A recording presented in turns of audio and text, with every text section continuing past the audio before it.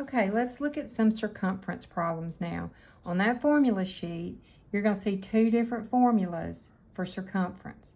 But if you look at it, all right, this one is 2 pi r, where r is your radius, and this one is just pi times d, where d is your diameter. Well, a diameter is 2 times the radius. So these are actually the same formula. They just look a little different. All right, on this first problem, they give us a radius of 10 inches. So we'll use this first formula, and let's just fill in. Circumference is equal to 2 times. All right, they tell you that for pi, use 3.14. So let's go ahead and fill that in. And then our radius is 10. Now you can multiply these in any order you want to. That's, whichever way is faster. I would go ahead and multiply 2 times 10. So now you have 20 times 3.14. Now you'll have your calculator available for these kind of problems. So we're going to do 20 times 3.14, hit enter, and that gives you 62.8. All right, now let's look at this problem. In this problem, they give us the length of a diameter, which is all the way across. So let's use this formula. That'll keep us from having to split it by 2 and then multiply it back by 2. So circumference is equal to 3.14 times 30.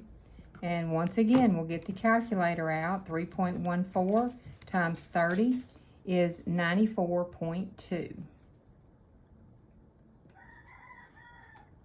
All right, now on this last one, it's a little bit different.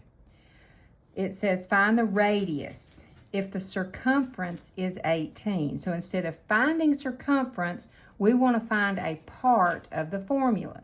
You still use the same formula. We're just going to plug in different parts. If I copy the formula down here, let's plug in what we know.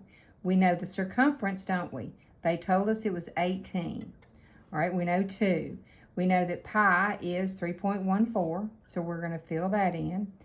And we're looking for the radius. Well, let's go ahead and multiply this together. So I have 18 is equal to 2 times 3.14. I know you probably didn't have to use a calculator, but 6.28 r. Now, 6.28 is times r. So how do you get rid of something that is multiplied by what you're looking for? Well, you divide by that number.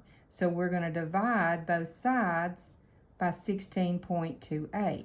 So if I do 18 divided by 6.28, that gives me 2.866. And it tells me to round to the nearest whole number, so that would be 3.